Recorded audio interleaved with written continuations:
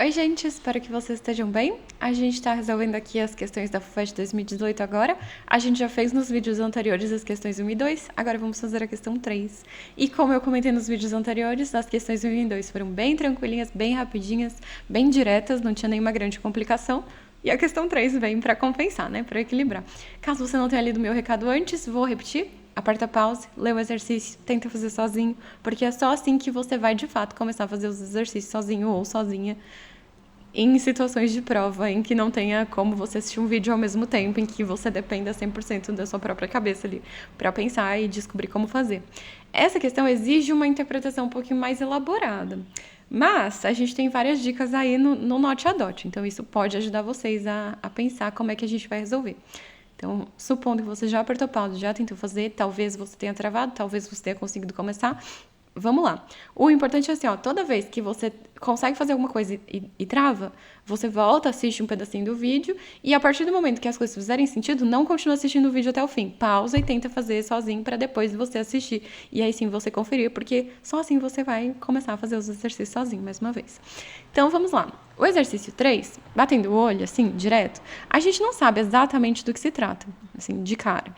Por quê? A hora que a gente bate o olho, a gente vê centímetro, a gente vê quilômetro, tá escrito quilômetro de raio, centímetro por dia, mas fica meio vago, assim, a gente não sabe exatamente do que se trata.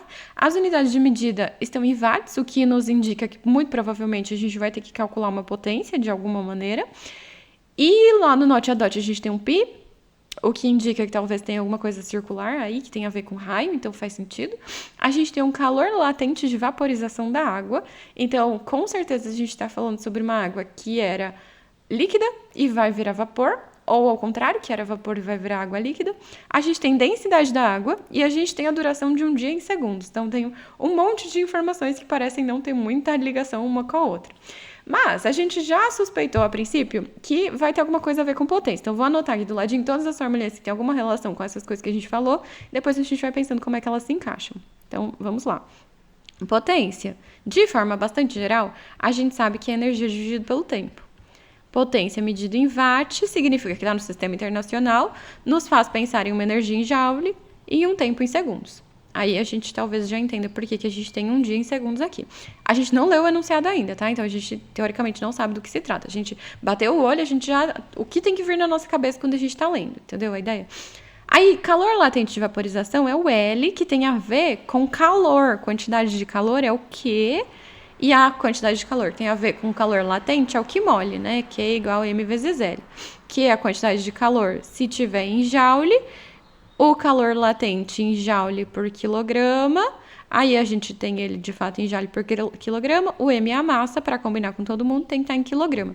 E a gente já percebe que talvez exista uma relação entre essas duas formulinhas, porque a energia em joule pode ser o próprio calor, que também é medido em joule. Então, ok, temos uma boa coisa aqui que talvez nos ajude. A gente também tem aqui nos dados a fórmula da densidade. Aliás, ele deu o valor da densidade, então a gente pode pensar na fórmula da densidade, que é massa dividido por volume. Então, de novo, massa tem a ver com a outra massa ali do QMOL.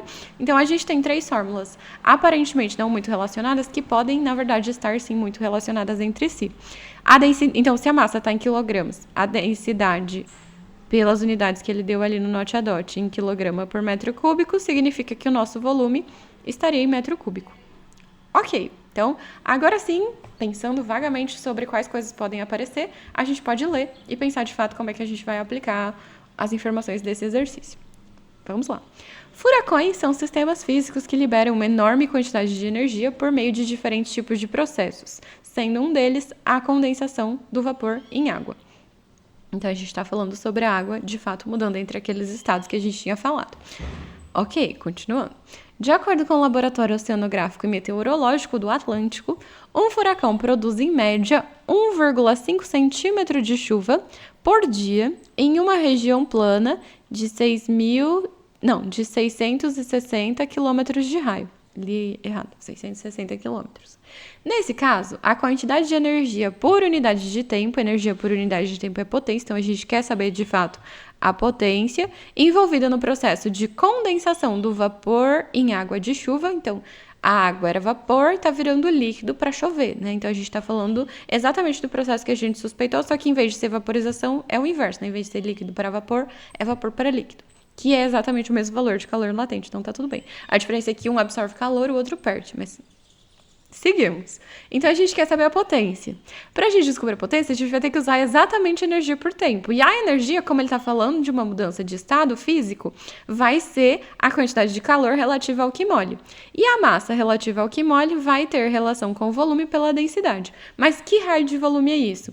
Ele falou que está sendo produzido 1,5 centímetros de chuva por dia. Esse 1,5 centímetros de chuva é a altura de chuva que está tendo. Tipo, se a gente tivesse essa superfície fechada, né? Tipo, uma região limitada, ele subiria de água nessa região de 660 quilômetros de raio, 1,5 centímetros de chuva. Então, vamos imaginar isso? Se a gente tem um raio e está subindo um volume, isso está formando um cilindro. Olha que bonito. Hora do desenho. A parte difícil de fazer as coisas ao vivo aqui, sem deixar os slides pré-prontos, é que os meus desenhos ficam ainda piores do que o normal. Mas tudo bem, a gente tem um cilindro, então, com um raio de 660 quilômetros, e a altura desse cilindro, que é a altura de chuva, o H, é 1,5 centímetros. Temos um problema com as unidades de medida? Temos, porque nenhum deles está no sistema internacional, que é metro cúbico, né? Mas tudo bem, a gente consegue sobreviver. Vamos anotar aqui o que é cada coisa que a gente tem? Ó, a gente tem o L, a gente tem o D, a gente tem o tempo, que é um dia, e ele falou que essa chuva é por dia. Cadê? Onde que tá? Aqui, ó. Por dia. Então, a gente, de fato, vai ter o tempo de um dia. Então, a gente tem o ΔT. Ficou bem feio o meu delta, mas tudo bem, a gente imagina ele aqui. O D a gente tem, o L a gente tem, o π a gente tem, a potência é o que a gente quer descobrir. Ok, então qual vai ser o caminho? Com esse cilindro, a gente vai descobrir o volume, porque a gente sabe calcular volume de cilindro. Na verdade, a gente sabe calcular o volume de muitas figuras geométricas, né? No caso do cilindro, assim como dos... Esqueci o nome daqueles outros negócios que não é pirâmide, que não tem ponta. Esqueci o nome, enfim. Assim como todas as coisas que não tem ponta, a gente sabe que o volume a gente calcula como sendo a área da base vezes a altura. Se tivesse ponta, tipo cone e pirâmide, a gente ia dividir por 3. Como não tem ponta, é só fazer a área da base vezes a altura. Ai, eu esqueci completamente o nome do negócio. Por favor, me falem o nome desse tipo de sólido aí que tem duas faces ou mais, enfim. Ok, como é que a gente vai calcular? A área da base vai ser o círculo, porque é um cilindro, ele tem um raio, e a área de um cilindro é πr ao quadrado. E a altura, tudo bem, a gente já tem. Com o volume, a gente descobre com a densidade que ele deu no enunciado. A massa com a massa, a gente multiplica pelo calor latente, descobre a quantidade de calor. Com a quantidade de calor, a gente substitui lá na energia e calcula a potência. Esse vai ser o processo. Se você não tinha entendido e agora fez sentido, aperta pausa, tenta fazer sozinho, no final você só confere. Se você já tentou fazer sozinho e deu algum problema, vamos acompanhar. Se você já tentou fazer sozinho e quer conferir, vamos fazer juntos agora. Então, qual é o primeiro problema que a gente tem? As unidades de medida. Então, vamos lá, vou fazer com muita calma aqui. A gente quer que o nosso volume esteja em metro cúbico. Para o nosso volume estar em metro cúbico, o raio tem que estar em metro e a altura também tem que estar em metro. Então, a gente vai ter que usar os nossos conhecimentos sobre prefixos das unidades de medida. O prefixo quilo, que está aqui nos 660 quilômetros, prefixo quilo significa 10 elevado a 3, significa 1000. Então, 660 quilômetros são 660 vezes 10 elevado a 3 metros. Isso é a mesma coisa que 66 vezes 10 elevado a 4 metros. Esse é o nosso raio.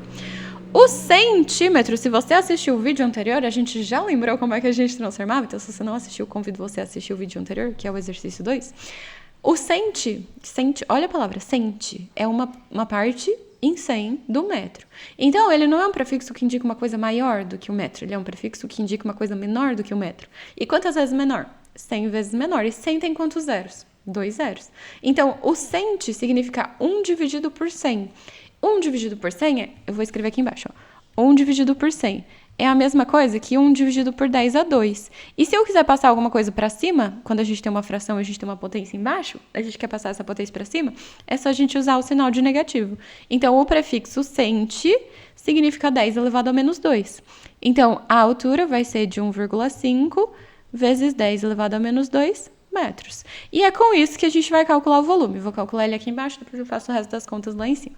Então, o volume vai ser a área da base, que é π que é 3, tá lá no note a dot, vezes o raio, que é 66 vezes 10 elevado a 4, ao quadrado, por isso que eu pus já o parênteses, porque tanto 66 quanto 10 elevado a 4 estão elevados ao quadrado. Isso tudo multiplicado pela altura, que é 1,5 vezes 10 elevado a menos 2. Certo, como é que a gente vai fazer essa conta?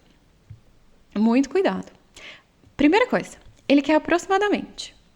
Se ele quer aproximadamente, assim, você que acompanha os meus vídeos há mais tempo, sabe que eu odeio fazer conta com muitos numerinhos, porque na física a gente não fazia conta com número, a gente só fazia conta com letra, que é muito mais fácil, convenhamos. Então, eu sempre vou aproximar tudo que der, principalmente quando falar a palavra aproximadamente no enunciado. Olhando para as alternativas, a gente percebe que elas estão bem distantes uma da outra, ou as potências são diferentes de uma para outra.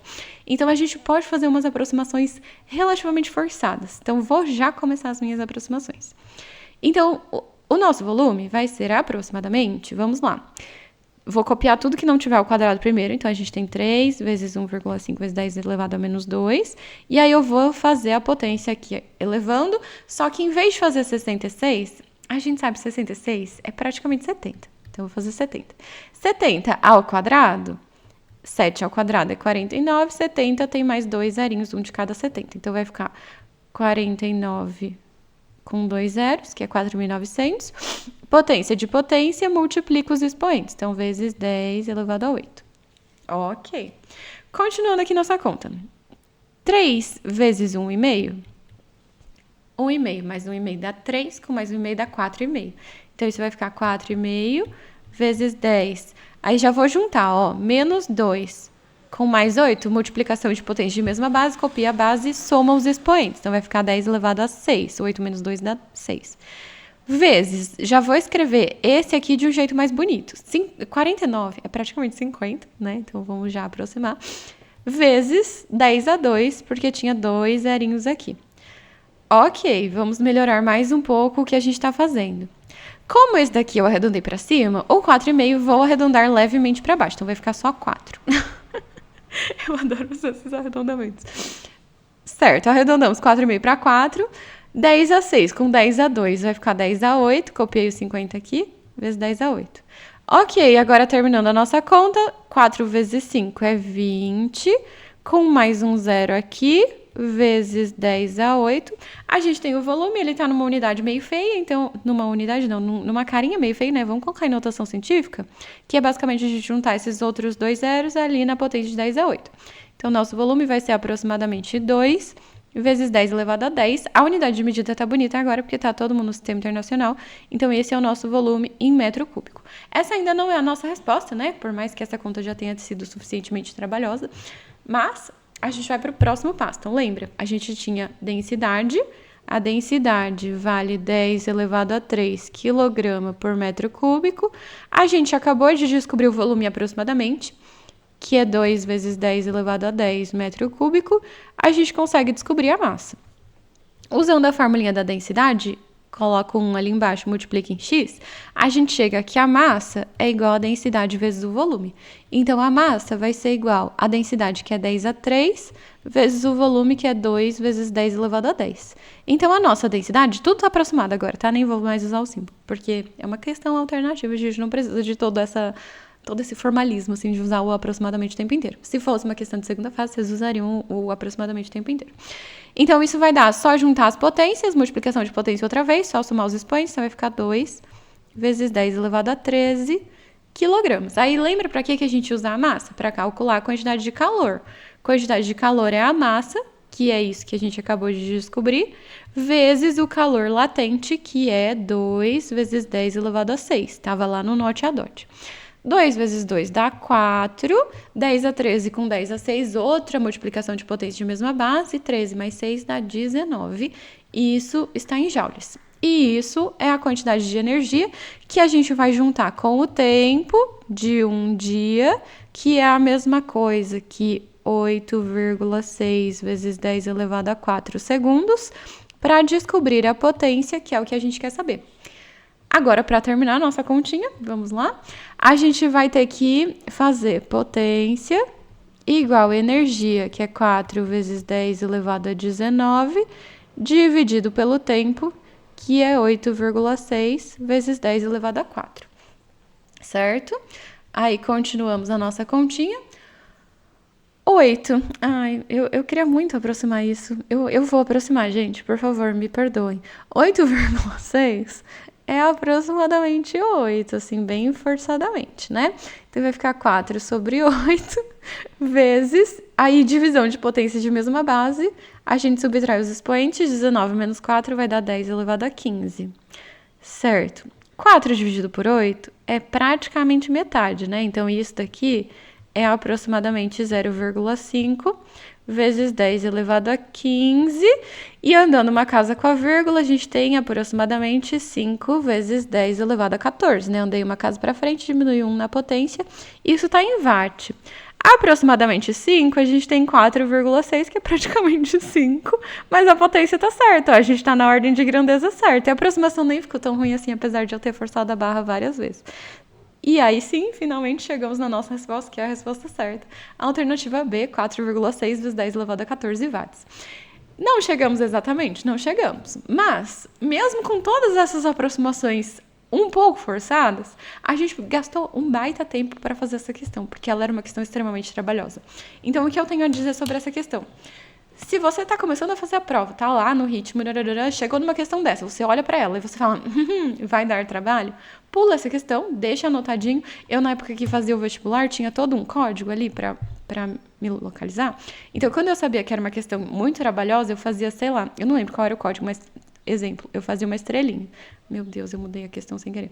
Vamos supor que eu fazia uma estrelinha. E aí, a hora que eu voltava para conferir a prova, eu sabia que questões com estrelinhas significavam questões trabalhosas que eu poderia fazer depois com calma, se sobrasse tempo no final.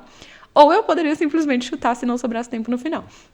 E aí, se você tiver muito tempo sobrando, você pode fazer todas as contas com muitos detalhes, desde o 66 ao quadrado lá do começo, até todos os detalhes de todas as continhas, porque se a gente não tivesse arredondado o primeiro, todos os outros também não iam ficar arredondados. E aí ia dar muito mais trabalho ainda.